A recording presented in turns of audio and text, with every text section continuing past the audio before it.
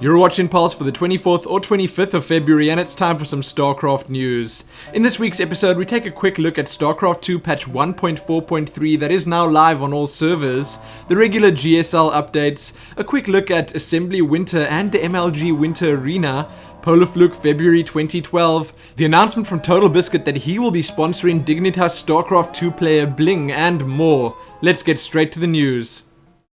First up, as most of you playing StarCraft already know, StarCraft 2 Wings of Liberty patch 1.4.3 is now live. This patch does feature several bug fixes as well as a few balance changes that not everyone's very happy about.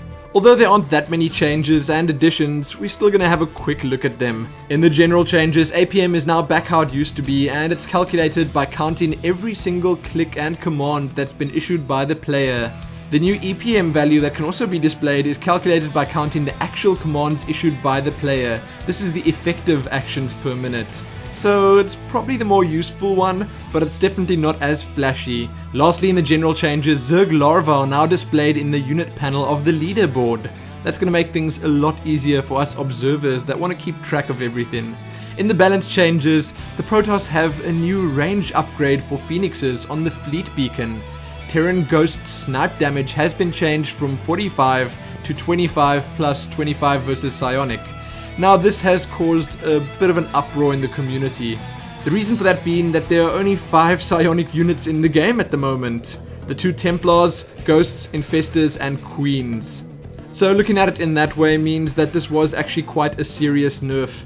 It does take something like 10 or 11 shots to kill a Broodlord with snipe now. So that's a huge difference. Then lastly, in the balance changes, mules now always return 30 minerals per trip, regardless of mineral type. All that said, you can find the full patch notes linked below to check out the rest of them if you like. There are a couple of bug fixes as well, but be sure to let me know what you think about the new Protoss upgrade and the Terran nerfs. Because yes, Terran did actually receive 2 nerfs in this patch. With that done, we're going to move on to the GSL updates. There isn't very much to have a look at here, but the semi-finals have been completed, and the 2 players that are set to battle it out in the finals have been chosen. In the semi-finals, Genius took down Alive with a score of 3-0, and Dongregu beat Gumiho with a score of 3-2. That was an incredibly close series. I actually think that Dongregu was 0-2 down and made a comeback by winning those last 3 games. That means that our finals consist of a Protoss and a Zerg. That's actually a bit of a shocker. Genius and Dongregu will be battling it out on March the 3rd, so be sure to try catch that one live.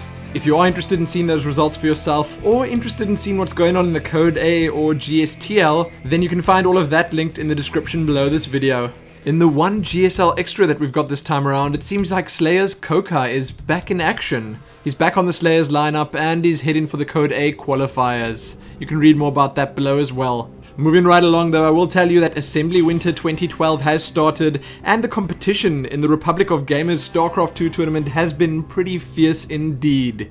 As of recording this, the group stages have been completed and the round of 16 has been fully populated. You can see that on your screens right now. I will give you guys and girls a full recap once the event is complete, as by the time this video goes up there might actually be more results. The free HD streams from the event have been great to watch, and TotalBiscuit and Apollo have been putting on an amazing show. The secondary stream for the tournament has Mr. Bitter, Kaldor and Kalaris on it, so you've definitely got some variety there. One extra I can give you guys is that most of the attention hasn't actually been on the players this time around, but on the casters. One of them specifically. TotalBiscuit is sporting a sophisticated new look, and I gotta say it really does suit him. You can see the new look on your screens right now, and one thing does come to mind when looking at him. Dustin Browder? Total Browder? Browder Biscuit? Any of those will do, but the bottom line is he's looking very professional. So if you guys and girls are keen to watch some MLG Winter StarCraft 2, you can find the streams linked below and a link to Team Liquid's live coverage page. They are covering absolutely all the results as they happen, so it's well worth checking out if you want to stay up to date. Our next piece of news is a quick mention about another tournament happening this weekend, MLG's first ever Winter Arena. This event is happening live from the 24th to the 26th of February, and 32 of the world's best StarCraft 2 players are competing for $26,000 in prize money. Another pretty big deal is the chance to go straight into pool play at the Winter Championships in Columbus, but you can read more about that below. As of recording this, and as you can see on your screens right now, none of the matches have been played yet. If you want to keep track of what's going on in this event, then I will give you links to where you can find all the results. It makes me pretty sad that there aren't any free streams for the event, seeing that Tastosis are there, but hey, it's something we're gonna have to live with. You can purchase a pass to watch the streams for $20, and if you want to learn more about the passes and how they work, then you can do so below. That's all there is for MLG Winter Arena. Now let's have a talk about PolarfluKe February 2012. Yes, yet another StarCraft 2 event happening this very weekend. Maybe not as big as the previous two, but still pretty exciting. PolarfluKe February 2012 is going to work the same way as all the other PolarfluKes before it, with Swiss rounds on Saturday, moving into single elimination brackets on Sunday. There's a $900 prize pool up for grabs sponsored by Megarom, and it's open to all players on the European Battle.net server. So if you have some time on Saturday and feel like playing in some Swiss rounds of StarCraft 2, feel free to join in. This entire event will be cast by myself and my friend Reaver, and it's going to be quite a bit of fun. The stream might not be full HD or anything like that, but at least you can make out what's going on. If you are interested, you can find links to the tournament page, the registration pages, and the stream below. The whole thing is starting at 2 PM GMT +2 on Saturday and on Sunday.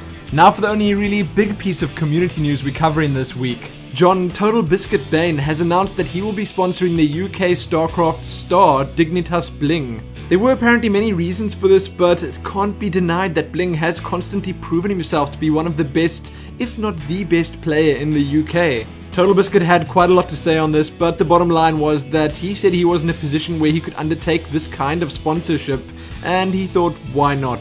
I will say that I personally think this is a huge step in the right direction for the StarCraft 2 or esports communities. I'm really not surprised that TotalBiscuit is the one doing this, seeing that his Shoutcraft invitationals have also been incredibly generous towards the players, and he always does seem to go all out when it comes to esports or StarCraft 2. This entire deal will obviously help BlinG out too. He's still going to be in Team Dignitas and that won't change, but I'm going to assume that he will now be able to focus his full attention on StarCraft, not really worry that much about money, and probably attend a lot more tournaments. That's going to give him the experience and exposure he needs to improve rapidly at StarCraft. So what do you guys think about an individual working together with the StarCraft team to support a player financially?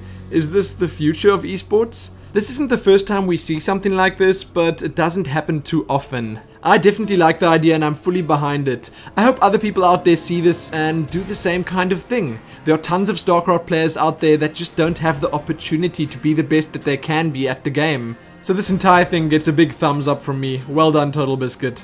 With that done, we're going to move on to our smalls, starting with the tournament and event smalls.